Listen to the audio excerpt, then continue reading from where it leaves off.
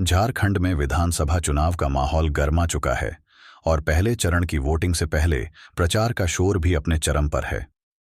इसी बीच कांग्रेस नेता राहुल गांधी भी चुनावी मैदान में कूद चुके हैं और झारखंड के दक्षिणी हिस्से में कांग्रेस का प्रचार करने पहुंच गए हैं।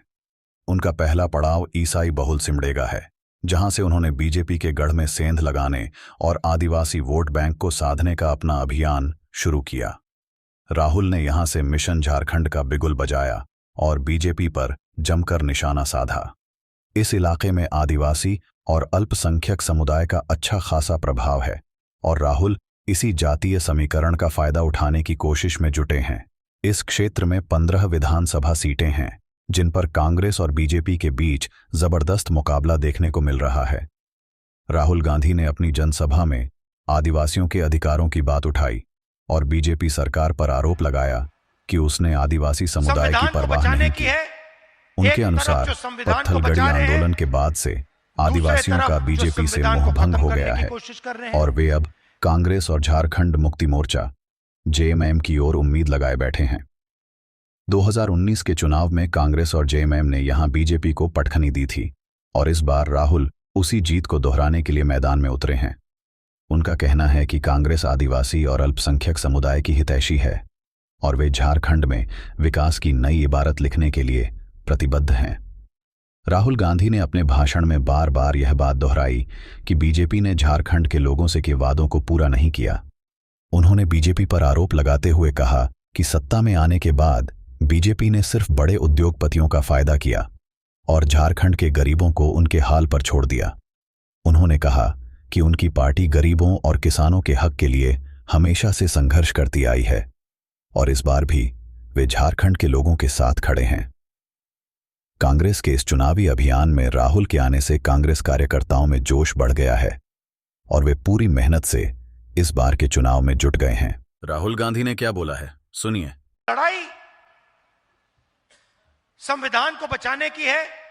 एक तरफ जो संविधान को बचा रहे हैं, दूसरे तरफ जो संविधान को खत्म करने की कोशिश कर रहे हैं। एक तरफ वो लोग जो आपको आदिवासी कहते हैं, आपकी रिस्पेक्ट करते हैं, आपका आदर करते हैं, और दूसरी तरफ वो लोग जो आपको वनवासी कहते हैं और जो भी आपका है वो छीनना चाहते हैं। लड़ाई ये है, युद्ध ये है और ये आपको मालूम होना चाहिए। जब मोदी जी यहां आते हैं और आपसे कहते हैं कि आप वनवासी हो, उस शब्द के पीछे सोच है कि आप वनवासी हो, आप जंगल में रहते हो, जल हमारा, जमीन हमारी, जंगल हमारा। अगर हिंदुस्तान की सरकार 100 रुपए खर्च करती है तो आदिवासी अफसर 10 पैसे का निर्णय लेते हैं। अच्छी तरह सुनिए, अगर हिंदुस्तान की सरकार बजट में 100 रुपए खर्च करती है तो 10 पैसे का निर्णय आदिवासी अफसर लेते हैं।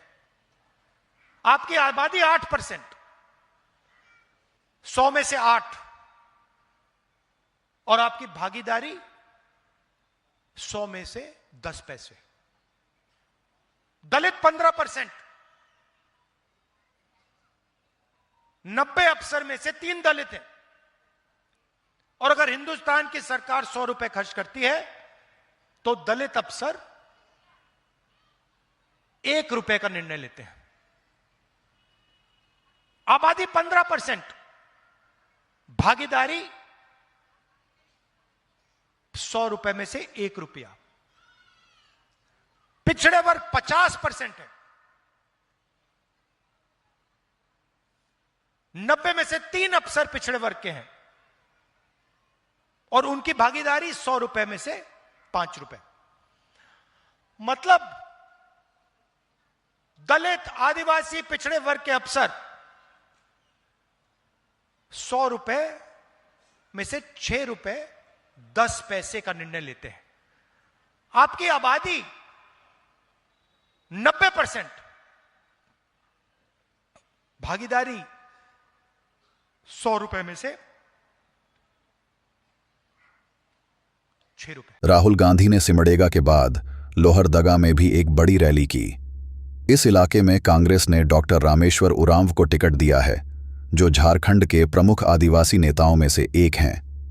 राहुल ने इस रैली में बीजेपी पर सीधे सीधे निशाना साधते हुए कहा कि आदिवासी समुदाय को उनके हक से वंचित रखा गया है और बीजेपी की नीतियों ने इस क्षेत्र के विकास को पीछे धकेल दिया है। उन्होंने अपने भाषण में जातीय समीकरण की भी बात की और आदिवासी समुदाय से कहा कि वे अपने अधिकारों के लिए कांग्रेस का साथ दें। राहुल ने साफ शब्दों में कहा कि कांग्रेस सत्ता में आते ही आदिवासी अधिकारों की रक्षा करेगी और इस क्षेत्र के विकास के लिए काम करेगी। झारखंड का दक्षिण छोटा नागपुर क्षेत्र, जिसमें रांची, खूंटी, गुमला, लोहरदगा और सिमडेगा जैसे जिले आते हैं, हमेशा से ही सियासी रूप से खास रहा है। यहाँ का जातीय समीकरण ऐसा है कि इसे किसी एक पार्टी के प्रभाव में लाना मुश्किल है।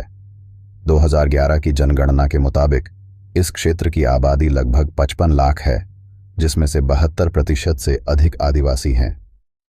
राहुल गांधी इस क्षेत्र में जातीय मुद्दों को उठाते हुए बीजेपी की सत्ता से बाहर करने की कोशिश में जुटे हैं।